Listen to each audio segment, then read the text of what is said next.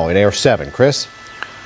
Jory, after 5 days of one of the most intense firefights in LA history, this is what is left of the Palisades fire. You're looking live at some hot spots that are glowing in the hillside just above Mandeville Canyon. Lots of fire apparatus down there engaged in structure protection, making sure this fire does not creep any closer to those houses after one of them did catch fire this morning. You can see those trees kindling down there again of Mandeville Canyon. We in the newsroom here have put together this incredible animation that shows the timeline of how this fire advanced through the communities of Pacific Palisades and Malibu. Here it is, January 7th at 6:17. It was at 2,900 acres. And then on January 8th, that explosion to 15,000 acres. And then the next day, 17,000 acres as it progressed into the mountains. And then on the 9th, 19,000 acres. And you can see how far it had gotten into Malibu. And then we come to yesterday at 20,000 acres.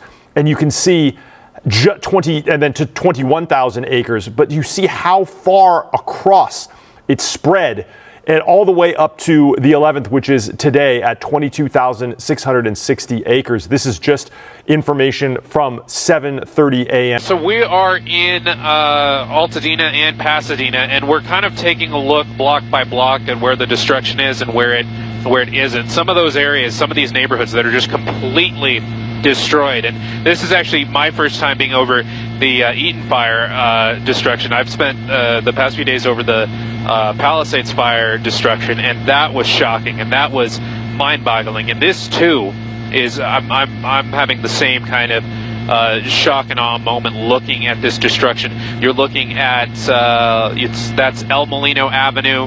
So El Molino Avenue is a north-south that runs through Pasadena, and then it goes up straight through the mountains. That's the intersection on the right side of your screen of El Molino. At about 10:45 local time. This one's been all over social media. Unbelievable. Yeah, you get big pressure changes, big temperature changes, and you can see those. It's a real thing. There's actually been an EF3 fire NATO that happened in the past. I'm trying to remember which fire it was from. Welcome back with Tuning In with T. I am currently at the track walking, and yes, my voice sounds a little bit different because I am sick. I just wanted to talk to you guys about a few different things, especially things that are going on in LA. These fires are honestly just completely heartbreaking for all those who are in Altadena, Pasadena, even the people in Malibu, people in Woodland Hills. It's just so many people have been affected, especially the Black and brown community. And it's very disheartening to see these people lose their homes in just a blink of an eye. And we live in such a wicked world that you kind of have to question why these fires are taking place. You have to question why things are happening the way that they're happening. And it doesn't make any sense to people, but it makes sense to the government. The biggest issue at hand is that the weather can be controlled. And that's what is happening. I also feel like there's no such thing as climate change. Now, the earth is very special. She's super powerful as well. She is such a beautiful thing, physically, mentally, and spiritually. And what people do not realize is that Earth is very much well alive. It is living. It is an actual being, and I feel like we need to respect it way much more. Now, besides that point, I feel like the fires are definitely targeted as well, with a group of people. I also feel like Mother Earth, she can heal herself without us being on here. It's like, why would the earth want to do anything to harm itself? Now, it's one thing when you purge, when you cleanse yourself and things like that, purposely cause destruction to her own self. It's very questionable. It's very, very questionable. I definitely feel like with these fires and things that are going on, I think that we should definitely prepare ourselves, prepare our minds, prepare our bodies, especially prepare our hearts, and to get right, honestly, with God. This isn't a moment where you need to be playing around. You need to be into the wrong things. These are the moments where you need to tap into yourself, tap into your divine purpose, tap into your divine gifts. These are the most important moments. And as you can see, the kids are laughing and joking around and playing, which is good. Because most kids don't play outside no more. Okay, honey? They're playing around, they're running. Oh, try to get me. Try to get me. I'm crying. But yeah, we have to get right with God. Okay? And this is not like a scare tactic type of moment. It's not that. It's just like, if anything, these fires should have inspired you, or this weird weather should have inspired you. Even people that are dealing with the snow, snowstorms. I know we're talking about fire right now because, LA is such a big known city. But we also got to talk about the snow. We got to talk about how there's a snowstorm at different parts of the world. And you got to just really ask yourself, do y'all think this is just climate change? Do y'all just think this is just happening just because? Now, I recently found out that AI, this is what really disappointed me, that AI is actually causing, quote unquote, more harm to the earth as well. Now, technology is not necessarily a good thing. It is not necessarily a bad thing. I think when we rely on technology, and we rely on its abilities, and we take away our natural state and our natural spiritual own technology, because that's where technology comes from. Technology comes from your own gifts, our own intuition, our own mind. Technology basically is a version of you. You're just looking at a physical version of you that you can play around with, that you can tap into, that you can adapt with. Technology, especially the computer was originally designed to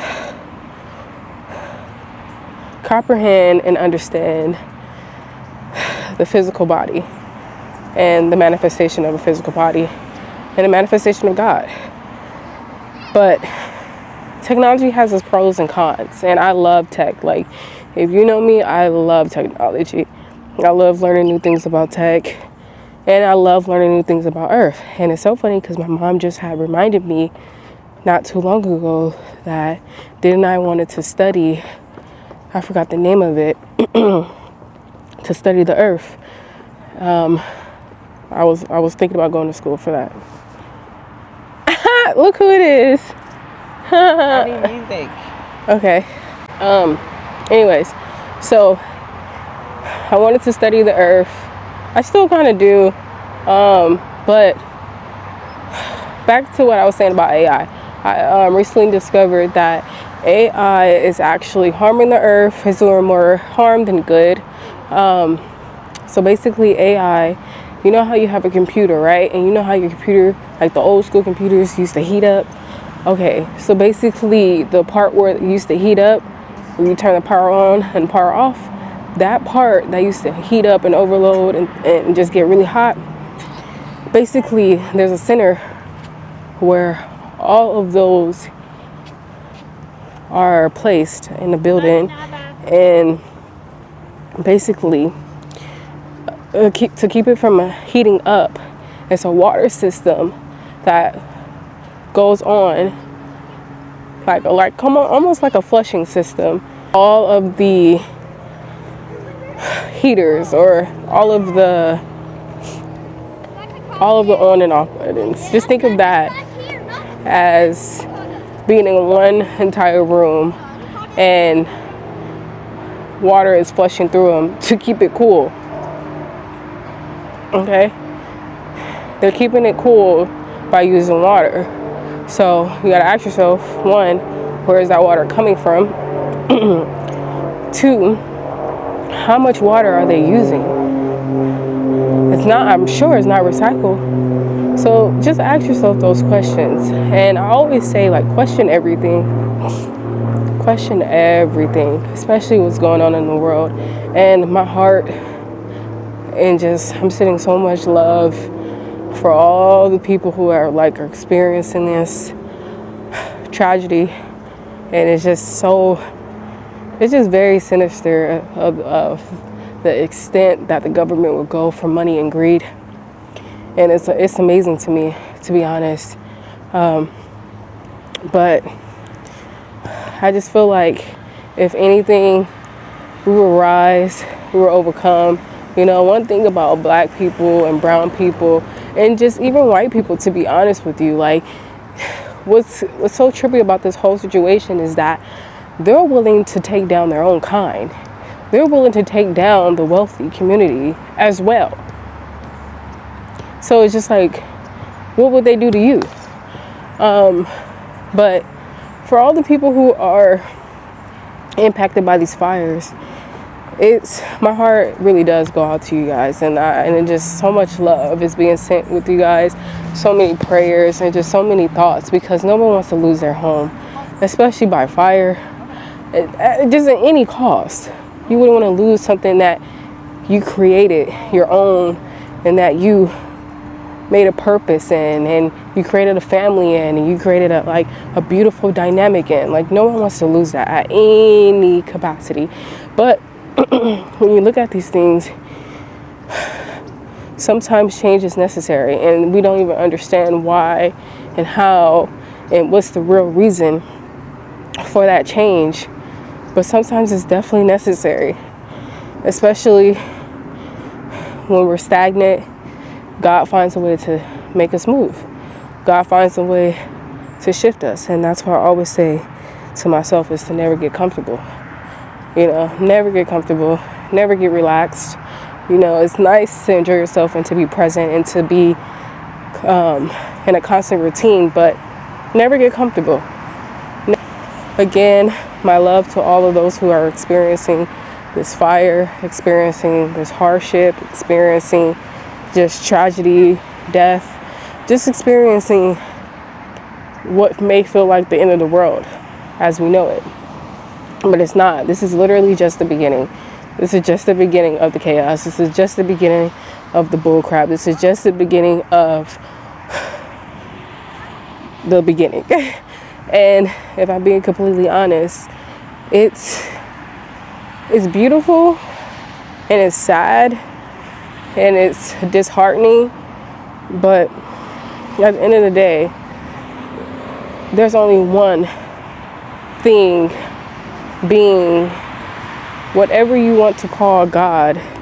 There's only one power that's in control. There's only one divine orchestrator at the end of the day, at the end of every day. And we also got higher people looking out for us. You know, we got our ancestors who are protecting us. Those who passed away, they're also looking out for us and shifting the energy, shifting the winds, shifting the earth.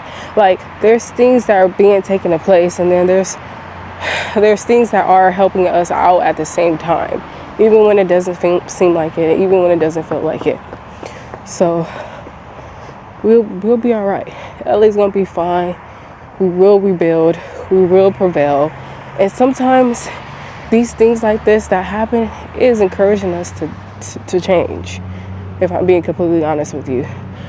Change locations, change address, change. Change is really important, and it's uncomfortable, and we're not used to change. We don't like change. We like our routine. We like stability. We like things to continue to go the same way. That's who we are. We all have a routine. Hold on. I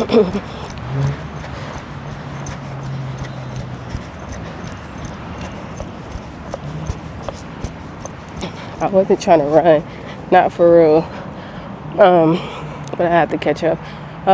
We're all unfamiliar with change, but this is something that just needs to happen. And we've gotten too complacent by allowing our government to govern us. So it's time that we step up, come together as a community, come together as people, come together as one. If anything, this is the opportunity for us to rise. And this is why it's so important to find your purpose. Remember the way that it was. Nothing could come between us.